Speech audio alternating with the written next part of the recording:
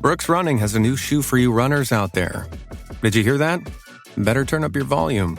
In fact, turn it up to the max. Introducing the all-new Ghost Max. It's got all kinds of things to make your knees and ankles feel protected, like Max Cushion, Max Soft Landings with DNA Loft V2 foam, and Max Smooth Rides with their Glide Roll Rocker. Feel better on your run with Ghost Max. Learn more at brooksrunning.com. Maruchan superfans are everywhere. From the busy moms who want to deliver maximum flavor in a flash to dorm room diners who want to put some slurp in their step. There are a ton of copycats you could use. But if you want to bless your bowl, there's only one true Maruchan. Whether you choose instant lunch, ramen bowls, yakisoba, or restaurant quality gold, Maruchan is the only ramen worth obsessing over. Smiles for all. Maruchan. See what all the ramen hype is about at maruchan.com. Vic, what are you doing on the 27th of April? I'm busy, Hamish. Oh, what are you doing? I'm going to be part of the Sober Awkward live show. Of course you are. Can I come? No. Oh. No, actually, you are invited. You are part of the show. We probably better get rehearsing, actually. That's a good point. It's going to be an absolute shit fight. It's actually sold out. What? Yeah, so exciting. But the good news is that you can now go onto our Cuppa community and buy tickets to the live stream. They're just $10. See you there.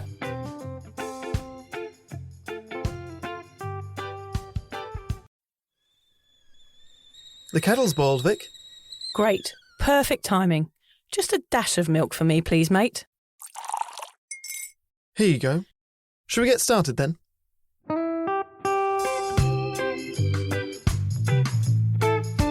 Have you ever woken up on a Sunday morning and said, I'm never drinking again, and then found yourself waving $50 at a barman by happy hour? Are you wondering why everyone else can stop at 1 while you head to a dodgy after-party with a weird bloke called Disco Dave? If so, it might be time to take a deeper look at your relationship with your reliable social crutch, alcohol.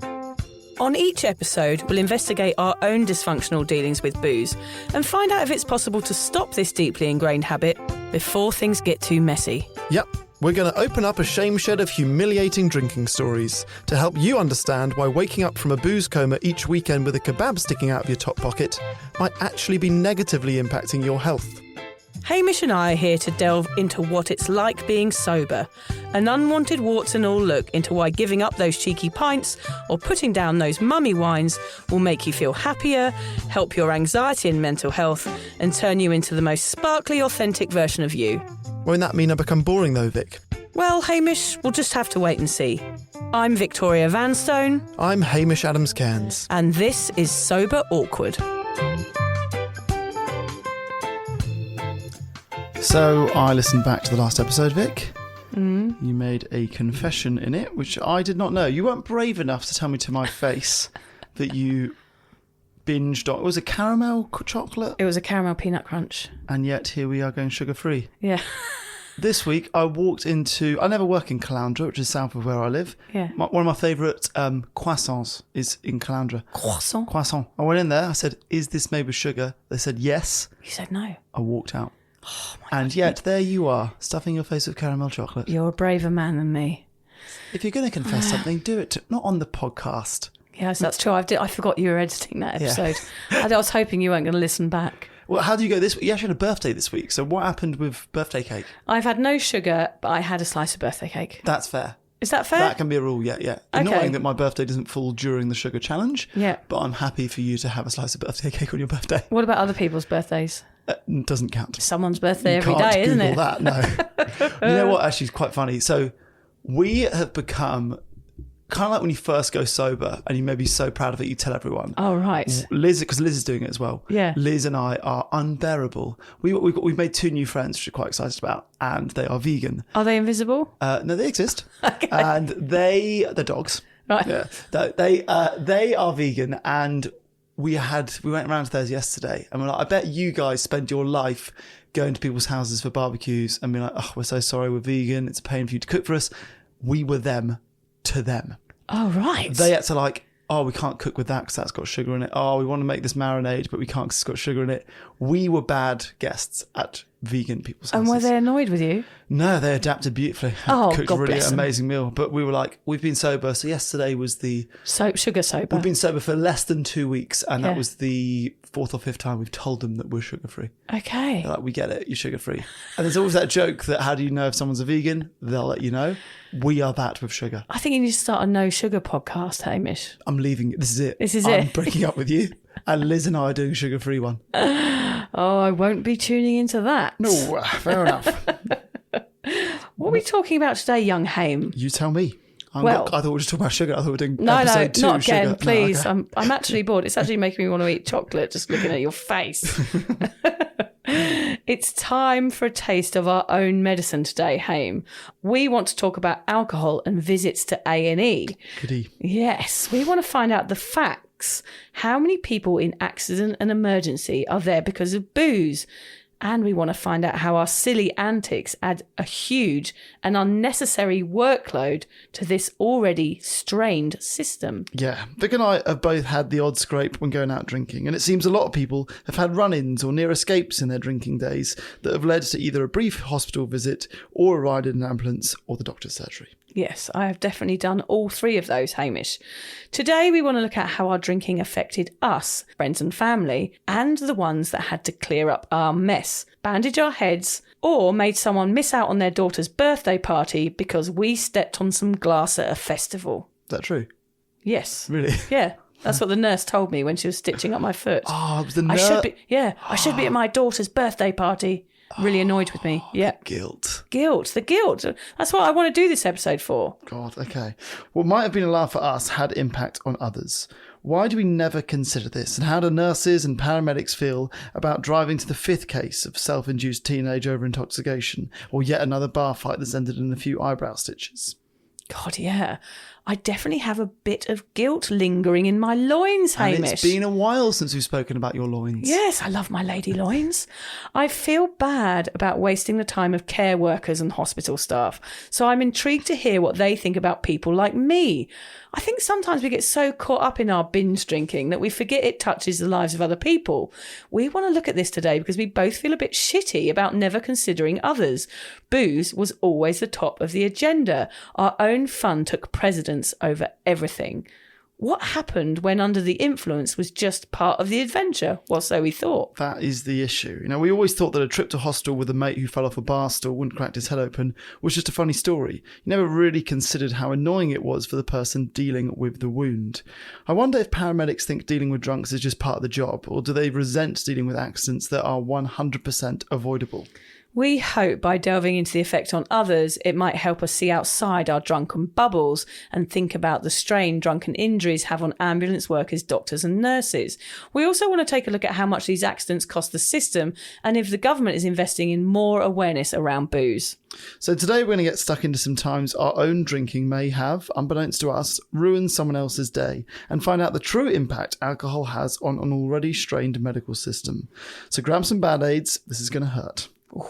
You all know we don't blame anyone in particular for the world's overconsumption of booze for causing your injuries. Well, apart from the Romans, the monks that brewed the beer, the government, the low cost of booze, and perhaps the massive booze corporations shoving it down our necks at every opportunity. I'm not bitter, Hamish. No, that's fair. Other than those. Yeah, other than those. You live a life of no bitterness other than a huge list of... Grrr. Yeah, okay. I am bitter, actually. That Not doesn't- that sort of bitter. Not the ale.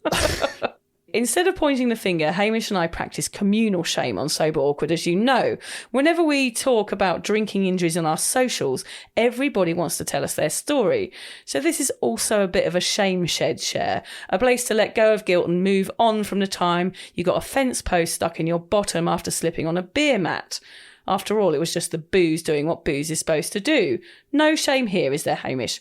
Coming up later, there are some funny and not so funny visits to the emergency room. Well, talking about funny and getting a fence post stuck up your bottom. Yes. We didn't know how to start this episode because you'd done some research into injuries and it was quite a dark story. It is quite dark. It was a drunken monkey Yeah. who went on a killing rampage. Yeah, I couldn't find any positive stories about drinking injuries. I was trying to get a funny joke in, but there was nothing. It was all quite serious, of course. A mass murdering animal. Yeah. So we played a little game. And Vic and I, this is the sort of, usually we research quite heavily. We look at science and we look at societal effects of alcohol. We thought this time we'll play a game, which you guys can do too. We had 2 minutes. We went into separate bedrooms and we had to find 4 things that A&E nurses or doctors have found stuck up people's bums when they're drunk. And I presume that alcohol was probably involved in all of these. Probably. Should we go one for one or do you want to go your 4? No, I'm going to go mine very quickly. Okay, go. So they had the x-rays on there as well. Yes, and the I pictures, saw those which too. I might share on our Sober Awkward community. Yes. Okay, so one was pint glass. The second one was Buzz Lightyear. Yep. The third one was a loaded gun. The fourth one was an eel. I thought that probably sounded quite nice. Okay. Wait. I've got one more. Okay. The other one, which wasn't related to do with bottoms, but a woman had put expanding foam into her husband's penis. I saw that. Okay, did you see that one too? Did We've you see obviously the Googled. pile? I did, yeah. Okay, the eel one was my number 1. Ah. And did you read why he did it? Why? It was to help constipation. To put an eel up his And bottom. the pain that he was feeling, because the eel was live, was the eel biting his colon. Right, move on. So I did a little bit of research into that one. Number 2 was concrete mix. Yes. That was injected into the bum. Yep. Number 3 was an entire cutlery set. God. I didn't read why. I should have read why. Too much forking. Yeah. He was a forking idiot. Yeah. The last one was a live rat. So he put it in a condom first. Yes. And then up the rectum. At least he was protected, I guess. I don't know if he survived. Yeah. I'm not sure if he would have wanted to survive that What, one. the man or the rat? Both, yeah.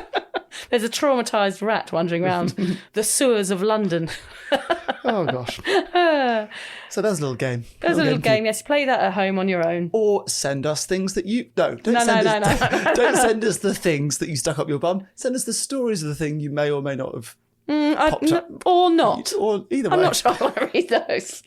So lots of weird things happen at accident emergencies, and what Hamish and I have discovered, that a lot of them involve alcohol. Yes, I think it's important to start with the stats here, just so we can get a clear idea of how alcohol admissions are taking up space and beds in hospitals.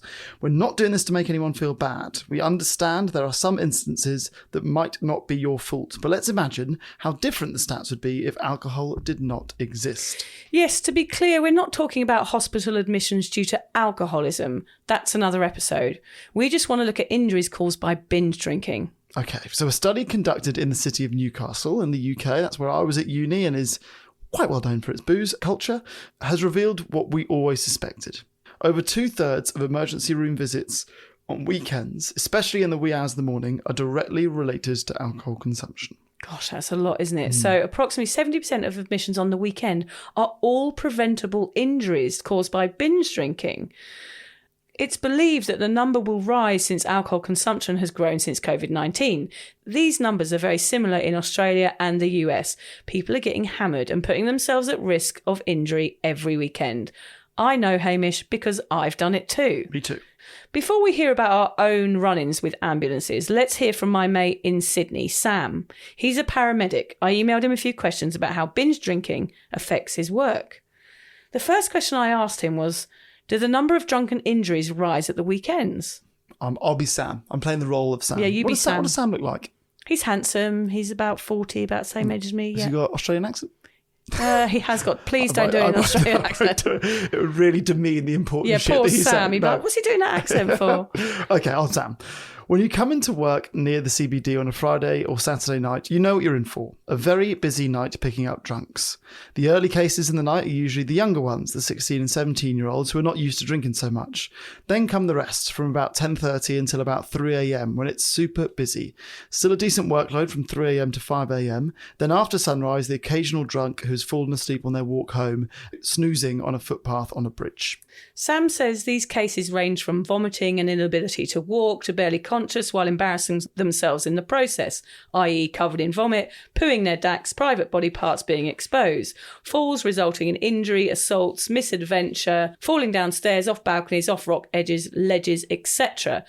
The injuries he's seen from drinking range from twisted ankles, fractured legs, dislocated shoulders, lacerations to face and head, full-blown head injury resulting in coma, from either assaults or minor falls, spinal fractures resulting in quadriplegia, or dying a terrible death in front of good friends. These are some of the cases I can think of off the top of my head. That's what he says. My God. It's mental. What is the trauma involved in being the nurse or the doctor or the first person on the scene? Or even your friends. Like, that's what we're talking about as well. The impact on others. We've never considered it before. Yeah. Like, that's going to change your friends' lives. Not only will it change your life, but somebody seeing that happen to you is going to be extremely traumatic. I've got a shocking story here. So Liz's cousin, who we met through, is an A&E nurse, and she worked in England for years. And I said, you obviously see awful things every day. Firstly, I've always asked her whether or not you get the same training as a doctor or as a nurse as you would in the army with regards to seeing terrible shit that no one should see. Yeah. And you don't really. Right. But I said, was there anything that really rattled you? And she said, one day working in A&E, a kid came in who she had known. And he was, I think he had a car crash or something. Right, and she knew who it was. You know the person. Yeah. Imagine that. Yes, because we don't really consider the mental health of the people doing that job, do we? And that would actually cause them to drink. Yeah. So it's like this kind of domino effect, isn't it? That the people are going to be dealing with their stress and their anxiety from what they've seen at work and taking it home. Yeah, that's a whole other episode. We That actually had an email from someone who said they were a doctor and they have got a drinking habit, and you just feel this immense guilt and like, I'm meant to be the doctor, and their stresses of doing a job like this has led to them drinking more. It's awful. Gosh, yeah. There's more to it, isn't there, really? I asked Sam what it's like dealing with drunk people as a paramedic. He said, it can be fun, it can be annoying. He used to find it fun because I like being in the city where there's a good vibe, but after a few years, it can get annoying. Holding a vomit bag up to someone who's covered in vomit and can't sit up without your assistance while they tell you you're a dickhead in between vomits gets a little old eventually. Yeah, fair enough. And like he said above, intoxicated people can become barely conscious or unconscious, and this poses a risk to an airway obstruction. Therefore, this is mental, by the way. Everybody tune in. Therefore, an ambulance is sent at very high priority, a higher priority than heart attacks. So somebody with vomit who is being sick and is drunk through their own bad choices that I made too, I'm not being judgmental, takes precedence over somebody who is having a heart attack. So the ambulance will come to the drunk person before the person having a heart attack. How is that the rule? How has that happened? Because a blocked airway is just higher risk. It's more red alert, I guess. That's crazy. It is. He says sometimes it depends on the type of drunk they are, i.e. happy drunk or angry drunk or insolent drunk. Angry drunks, surprisingly, he says are usually too drunk to do any damage, so they're manageable. They might throw a punch, but then they usually fall over. Happy drunks can be fun, depending on the time of night, depending on how sick I am of picking up drunks that night. And it's not just the patients he says he has to deal with, it's the drunk friends and bystanders. This I can certainly relate to. Yeah. He says they can be obnoxious, they can be annoying, or they might be apologetic and grateful. I'm imagining annoying more often than apologetic. I've watched a lot of 24 Hours in Emergency. It's one of my favourite shows. It's brilliantly produced, that programme. If you haven't seen it, I think it's on binge on A&E. And it is fantastic because you get a real insight in any of those paramedic shows, and hospital shows are amazing because you see that drunk people are so prevalent in hospitals at weekends. Yeah. That's all they're dealing with. And you often see the mates of the drunks, they're giving people a hard time, like when they're having to queue and wait, and they might be second in line because their problem isn't as bad as others and getting aggressive and things. Yeah. It's really frightening. Yeah, we don't think about these things. I've never thought about it. Nor I. I asked Sam, is treating the wounds of binge drinkers just part of the job, or do you feel a bit annoyed with these drunken patients because the injury was avoidable? Whether we love it or hate it, it's just part of the job. It won't change. And whether I get annoyed is generally on a case-by-case basis, usually depending on how respectful the patient is and whether they are wasting your time. Yeah, Sam also said if someone is injured enough to require an ambulance, he is happy to help. However, he doesn't enjoy it when those in receipt of his help don't provide him or his colleagues any courtesy or respect or become rude or violent. Being blind drunk is not an excuse, he says, and unfortunately alcohol can turn people into idiots. Then I asked Sam, how do you think the problem of binge drinking needs to be addressed? He said it's a difficult one, as it's ingrained into our culture. He thinks people's intention should be having a drink to have a good time, not to get drunk. It would be informative. This is a great idea. He said it'd be amazing, and I guess they do on shows like you talk about, if he could film drunken people that he attends to, like the drunkest of the drunk, so that he could show it to young adults or even to the patient the next day. He said in most cases they probably forget their behaviour, but if they actually watched it, most would be completely ashamed and embarrassed, especially those who have their dingle dangles hanging out in front of their friends, family, or just strangers passing around. He said, or those who are so drunk that they're covered in vomit and decide to tell all their friends about their herpes. Oh, God, he must have experienced that. Is that a level of drunk? Like, I was vomit drunk, I was angry drunk, I was telling my friends about my STDs drunk. Like that's the drunkest you can get. That's the drunkest you can be, yeah. It's also full on, isn't it, to hear about. Gosh, we're so thankful to Sam giving us all that inside information. It was excruciating and fascinating. Let's find out about our own visits to the ER, what we did and how we were dealt with. I must say I cringed when I thought about writing this episode, as I do have a sense of guilt and shame about not only putting myself at risk, but wasting the time of people like Sam. They could have been helping someone that really deserved it. Anyway, here we go, Haim. What are yours? Okay, so my worst one was there's a nightclub in King's Cross called Egg. And I must have passed out in the cubicle, like the loo cubicle of Egg. And I can remember I had maybe 16 missed calls. All my mates were like, where has he gone? Anyway, the paramedics got called and had to bang open the door. Oh, no. And I had to sit there. I didn't have my stomach pumped. It wasn't as bad as that. But I remember like coming to sitting with a paramedic who was just like, you need to get yourself home. Didn't get an ambulance ride. Oh, that's good. But they're like, you need to go now. It's time for you to go. Well, it's crazy that the paramedics, they came to you in that situation, probably for that reason that we discussed. They perhaps thought you had vomit stuck in your throat. Yeah. So, you could have taken an ambulance away from someone that day, Hamish. Awful, isn't it? It's awful. The worst thing is that I find the idea of getting an ambulance quite fun, but if you're in the situation when you're in an ambulance, it's never fun. It's not fun. I like the idea of like swerving through traffic with the whoop lights on. Anyway, so that was my worst one. But like, it's actually stories like this have really shaped my life now. My wife, Liz, when she was fairly young, she hosted a house party where 2 or 3 of her best mates got in the car in the morning, over the limit, crashed into a car and died. 4 of them? Yeah, I think it might have been 3 or 4 of them. Oh my God. And it's completely shaped her as a human. It's it would big do, thing in her life. Yeah. So we sort of, I think of it more. You know, I've definitely been in the car when the driver's been over the limit, but have never actually had an accident like she's been involved in. So yeah, I'm very aware of it now. There was a story, I told the story at me at the full moon party when 2 full moon parties running, I stepped on glass and ended up in hospital. A mate of mine who I spoke to 2 days ago had just been at a stag do. Okay, so they'd rented an Airbnb. Yeah. He said the Airbnb has just got in touch with us. So go on, what's happened? He goes, one of the guys put his hand through a window and a 5 metre by 5 metre rug has gone missing. Wow.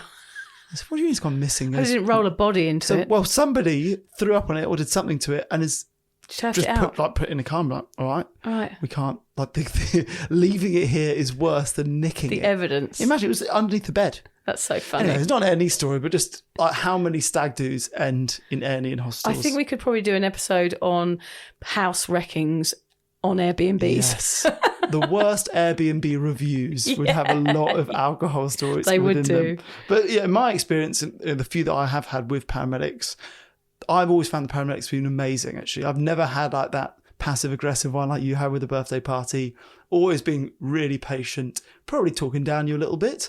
But I reckon I'm British enough that in that position I go overboard on apologising. Yes, and kind of bringing the banter. Yeah, you reckon? Yeah, I would always, that would be my go-to if I was injured and I felt sort of guilty about it and there was an ambulance person there, I'd kind of try and make friends with them. Yeah, try and bond with them. Yeah, try and bond with them and like, this is okay, let's make it into a laugh and I know I'm wasting your time, but at least it's fun. Yeah. Yeah. What about you? What your run-ins been like? Well, of course I had a lot of hospital visits when I blew my finger off with a firework when I was drunk. Months worth. So I was in hospital in Thailand and Australia. When I was in hospital in Thailand, there was a German guy there who tried to punch a nurse. He was drunk and he had some coral in his foot. Wow. Yeah, and it was really horrible to watch because she was a lovely nurse and she was just trying to help him and he was just really, really aggressive. And I was like, oh God, I will never be like that. No matter how in pain I am, I will always try and be respectful for the person that is treating me after that experience. And I always have been. But of course, those injuries I had were always preventable. After I had all the operations done on my stump and was in hospital in Australia and everything, a weird thing happened, Hamish. About a year later, a claw grew out the top of my stump. What? Yeah.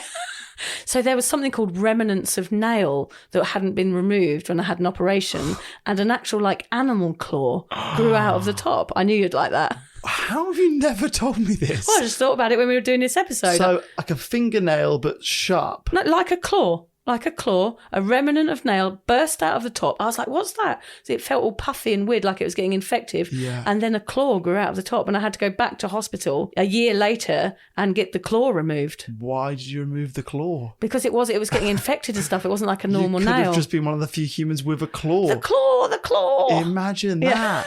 For like scratching on blackboards. Yeah.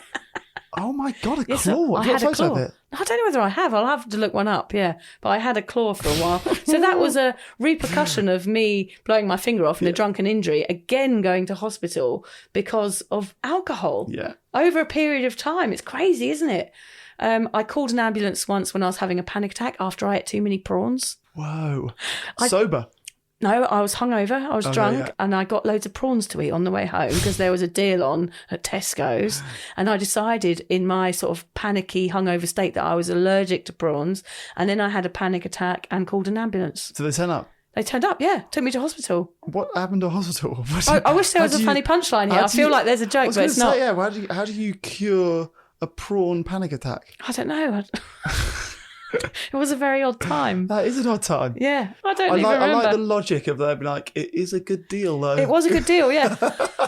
Kilo of prawns, $3.99. I'm in. Even though I'm allergic. Exactly. I mean, that's how my brain works, Hamish. That's frightening. Living on the edge. I was very embarrassed about that the next day. I basically was really hungover and just having a panic attack. It was nothing to do with prawns, Hamish. I fell off a table, injured my back whilst doing an air guitar solo once. That has had a lot of doctors' visits my back ever since. Oh, so your air guitaring career. No, my air guitar career was over that day. Yeah.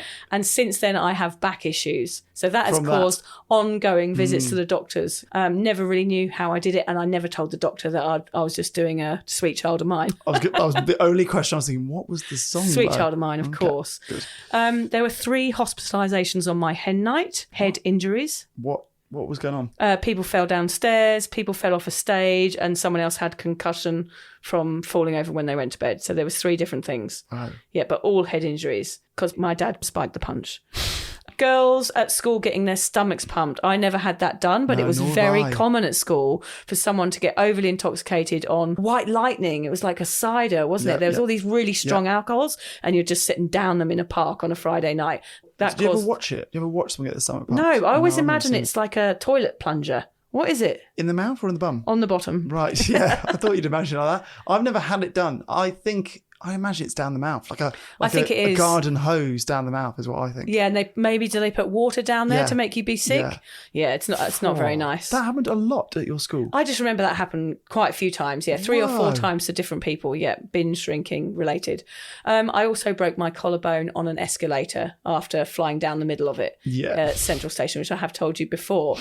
That time, the staff already knew me from the stump and the claw. Yeah, no one's forgetting claw lady. You are in folklore. So that was within a few weeks after the claw. I was back at the same hospital with a broken collarbone, another drunken injury.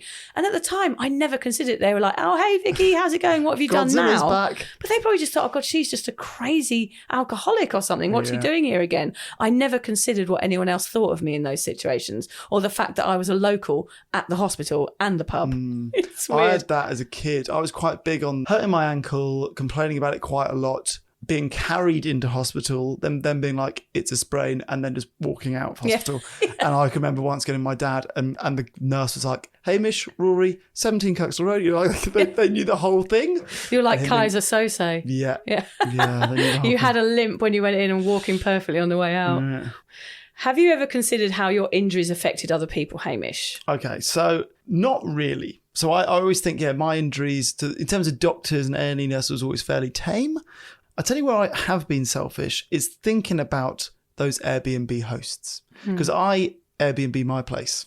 And if I'd come back and it was trashed, like most of the times that I've gone away with big groups and it's been a boozy weekend, something has been smashed every time. And I would be livid if I was the host, because actually you got to deal with all the crap. Like a smashed window is a lot of faff to fix and get insurance and all that bollocks. And you're dealing with the repercussions of drunk people, which anything can happen. That's the thing, isn't it? Also you're sneaky when you're hungover. If you I've definitely thrown up on a towel and hidden the towel rather than cleaned the towel. Oh yeah, because you're lazy when you're hungover. So in terms of A&E, I sort of got away with it. In terms of houses that I've stayed at and thrown up on or worse, I've always been selfish. Yeah, I have too. Yeah. It's terrible to say. You know, we're honest on this podcast, at least. I do have some guilt about it. Yeah, And it's tell only me. since I got sober where I go, oh my God, actually, my drinking was affecting other people. So And who? it's, well, actually, funnily enough, when I think about it, my friend Katie, when she said to me that time, whenever we were out with you, we were worried about you. So therefore, I've ruined her night because she's worried something's going to happen to me. Maybe I fall over. Maybe I get in a taxi with a stranger or whatever I did, whether it was an accident or something risky. It made other people worried. I'm sure my husband was worried about me having an accident when I was out and over drinking. And I'm sure staff at hospitals were worried about me but never said anything because it's so normalised. Well, this is an interesting point because it's, on the one hand, it is such a shameful, embarrassing part of both of our stories. But on the other hand, if anyone's on the cusp of giving up drinking, this can be what kickstarts sobriety. For you, realising, oh God, I'm not the best parent I can be. This is hugely affecting my kid's life and my husband, was the reason to give up booze, you know? Exactly, Hamish. And a lot of the people I see on Cuppa, they have given up booze actually the next day after a huge injury. Yeah. They'll say, look, this is the photo of me the day that I gave up drinking. They do like a before and after shot. And often they've got a black eye on that day or they're on crutches. They're like, look at me, this is how I was, but this is how I am now. Yeah. So sometimes these injuries, we don't want them to happen, of course, but they can be the wake-up call that you need to go, I need to take care of myself. So what we discovered is that neither of us really gave a flying pint glass about getting injured when we were drinking. It was either a good story or part of the process. Yeah. We accepted that if we binged, being injured was a possibility. It screams of a lack of self-care and self-worth, as well as a lack of care for those who have to deal with our issues. This is a bigger topic than I imagined, Vic, and actually it's not a funny one at all. No. And for some reason, when you're drinking, you don't care as much for yourself, as I just said. During the day, you go to work, you cook, you clean, you exercise, you do all the things normal people do. You try to avoid pain and injury. You just get on with your life without being run over by a bus, hopefully. But then at the weekends, that all comes crashing down at the proverbial wall, and the drink gets down the gullet. Risk of serious injury seems to go with the territory. It's weird how alcohol makes us care less and careless. Yeah, so true. Let's cleanse our palates and hear some stories from our community. If you're having lunch, put down your pret-a-manger sandwich because some of these are a little bit gruesome. So, let me begin with Matt. We see so many folks in the emergency department who ride those stupid electric scooters when they're hammered. They're never wearing a helmet, and I used to think the scooters seemed harmless. Some of those patients are funny. They aren't really hurt, just a few scrapes, and some say pretty funny and outrageous things and go home when they're sober. Then you have the 23-year-old who either gets sent to the ICU with a massive brain injury or doesn't wake up at all. Yeah, so Matt is a nurse in A&E then. Hesbez, she says she used to be a nurse in A&E where 80%, she reckons, of the clientele were over the weekend were drunk or high. She had a drinking injury in A&E and she had to have an x-ray for being punched in the jaw after having both her teeth broken in a fight in a nightclub. So that is a nurse that's going out drinking, probably due to the stresses of work. She's not proud of this one. The staff were very hostile and she says she can't blame them. Saying both of her teeth broken makes it sound as if she only had two teeth. Yeah. I reckon she had a full mouth of teeth. A full set. But some of them were broken. Yes. Deborah wrote to us. She said it was a typical Friday night. I was out at a club drinking way too much and had a 30-minute drive back home. But this night, I didn't make it home. Instead, I totaled my car, wound up in the ER with no recollection of how I got there. The first thing I do remember is sitting on a gurney being examined by a doctor, telling him I was going to be sick. He said nothing, but with his foot he kicked a trash can over in my direction and turned to one of his co-workers saying, "My third one tonight." At the time, I found him to be so incredibly cold and uncaring. I was 20 years old and never been in hospital before. Fast forward to today, I realised that such interactions were so common for an ER staff in a big city hospital that his reaction was not all that surprising. That was 1976, and that night, all of it, remains the worst night of my life. I think we're talking a lot about hindsight here, isn't it? At the moment, we thought it was okay, and now looking back, she realises, like, my God, that wasn't okay, and that was partly my fault. I never really thought about the fact that being drunk makes you selfish. Yeah, it does a little bit, actually, Hamish. Sure, definitely at the time. I'm sure that the next day when the shame comes, then maybe you go, fuck, I was a prick last night. Yeah. But at the time, you're not really worried, are you? We say your inhibitions go, but I'm not sure whether that's true, because when your inhibitions go, you think of that as being sort of free and like being who you want to be. Yeah. But actually, it might do the opposite. Can I tell you the most perfect example of drunken selfishness? Mm-hmm. People that go to gigs and get on the shoulders of someone when there are people behind them. Oh, that is very annoying. The amount of times I have wanted to rip someone down. Yeah. There's always a pretty girl. There's always a pretty girl gets on a tall guy's back and she thinks it's okay because she's right pretty. in front of you for the gig that you've been waiting to go to for ages. Yeah. Livid. Maybe that's some of the A&Es is people bringing them down. Yeah, it's me just ripping them down. Yeah, evil drunk Hamish. We've got another one that said, now this one is pretty grim, okay? So if you heard us warn you about the sandwich you need to put down, but you ignored it, put it down now. Put the sandwich down. Yes. When I was returning to my halls of residence one night whilst at uni 30 plus years ago, I couldn't work out why I couldn't shut the main door. After trying to yank it shut a couple of times, I realised the object preventing it from closing was my finger. Ouch. I didn't think too much of it until I woke a few hours later with it throbbing like a very, very painful throbbing thing. Interesting writing. And when I went to A&E, they drilled it to release the pressure and I vomited over the poor nurse. Oh my God, these injuries, there were so many of them. We had hundreds of emails telling us about all these drunken injuries. There were literally too many to list, but it was anything from broken ankles, fights, broken arms, head injuries. But Ned sent us his own list, which I just loved.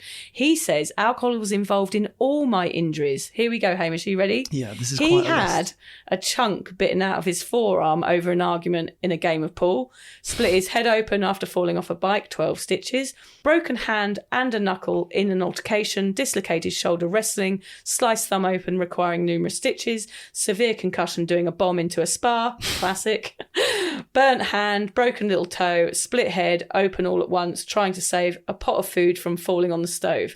Hard to explain, he says on that one. It was all a big laugh at the time, but a lot of those injuries still flare up now and again and give me grief. I think it's clear there that Ed would have taken up quite a lot of hospital time. Yeah, I've got so many questions about so many of those injuries. Yes, so do I. We'll email him, find out a bit more. We need much more, Ned. As you can hear, we've all had a lot of injuries caused by booze. I know this is heavy, but let's find out about how many people die from drunken injuries each year when binge drinking. Okay. Over 5 million people die worldwide each year due to alcohol. 25% of that number is due to injury. That's over 1.25 million. These deaths by injury are categorised as preventable deaths. We wanted to do this episode today to underline another side of the story. How people all over the world are being sold a lie that's actually killing 5 million people. That is a lot of people, isn't it? That is a lot of people. You can't even imagine that amount of people. We see the ads. We go out and socialise and drink until we all fall over. Then we actually injure ourselves and the medical service have to clean up our mess, costing them billions of dollars on injuries that did not have to happen if our attitude towards alcohol was more evolved. I guess that's part of the reason we do this podcast, Hamish, is to try and nudge people into sort of readdressing alcohol rather than just accepting it as part of the community. I quite like the way you put that. Thank you. Alcohol towards alcohol could be more evolved. Yes. So we're not even saying give up booze today. It could be understand what this is happening. Educate yourself. And I like the term reconsidering booze. That's what I always say to people. Like, this podcast is for you to reconsider your relationship with alcohol and reconsider the impact that it has on you, your community, and the rest of the world. Not to make anyone feel guilty or embarrassed, we just want to highlight how crazy it is that even though the government invests money in hospitals and rehabs to fight against addiction, they also support its usage. In 2021, the Australian government made $2.5 billion in excise and customs duty on beer alone. That's insane. It is insane. As you can hear, the sums do not weigh up. That's why it's hard to talk about alcohol and witness any major changes in warning signs and more care for the consumer. The big guns are making so much money out of it. Yep, it's annoying, isn't it? A new report estimates addiction cost the Australian economy more than $80 billion in 2021. 1 in 4 Australians will deal with alcohol, drug or gambling addiction in their lifetime. I think it's time to start investing more money in the problem, in the trauma, the mental health and addiction prevention, rather than dealing with the dire, dangerous and very expensive consequences. I want to end this episode with something that Sam said. So I always want to say Simon says. Simon says, Yeah. Sam says. Yeah. So this is Sam, not Simon. He said, if the young adults could see how easily a good night out can turn into a life-changing and wrecking experience for themselves or their friends or their family, then perhaps some would think twice about drinking so much. One of the saddest cases I've attended was a young tourist travelling with his mates, made a poor decision to traverse a balcony at the backpackers bar they were drinking at, and at 3 a.m. fell 5 stories to his death in front of his 3 best mates who were travelling with him. If kids could see and hear this, I'm sure they would take steps to avoid it happening to themselves. I know that's a scary way to end It's a harsh lesson, that. It is a harsh lesson, but I think it's important to highlight how dangerous drinking can be if you overindulge, binge on a night out, because it can lead to all sorts of horrific things. We are going to do an episode in a couple of weeks' time when we're going to talk about prohibition. We're going to talk about whether or not the world today would be a better, healthier place if alcohol was illegal or didn't exist altogether. So that sort of plays into this episode, I think. It does, and it's exactly that, Hamish. It's that normalisation now of alcohol, whereas it wasn't in the 1920s in America, for example. We've managed to make it okay, whereas then they made it a no-no.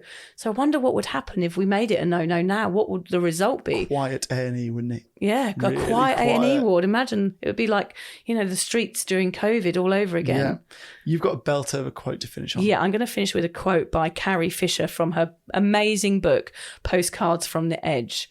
She says, "Maybe I shouldn't have given the guy who pumped my stomach my phone number, but who cares? My life's over anyway." It's good going, isn't it? Oh, it's a good going. Yeah, we love a good knew quote. It wasn't going to be a strong, serious finish when we knew it was Carrie Fisher doing the quote. Yeah. We have really enjoyed doing this episode, actually, and it's really interesting to see the other side of the story. And it just makes me more stronger in my sobriety, actually, Hamish, when we talk about things like this, more serious topics, because I know that I'm a binge drinker, and I know that I put myself at risk like this, and it scares me to think of ever doing that again. And I know that I like myself enough now to never ever put my body at risk again like that. So that means I will never ever drink again. It's a good reason why not. Good. Well said. Personal safety. Thanks for listening. Yeah.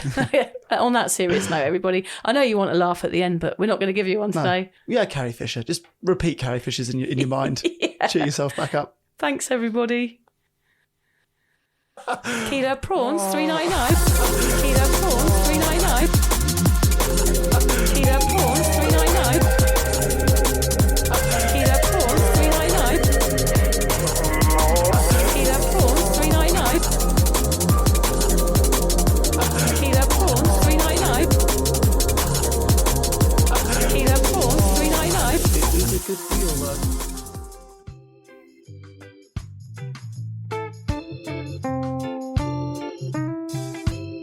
If you're questioning your relationship with booze, you're struggling to moderate, or your hangovers are causing anxiety, it might be time to reach out for some support.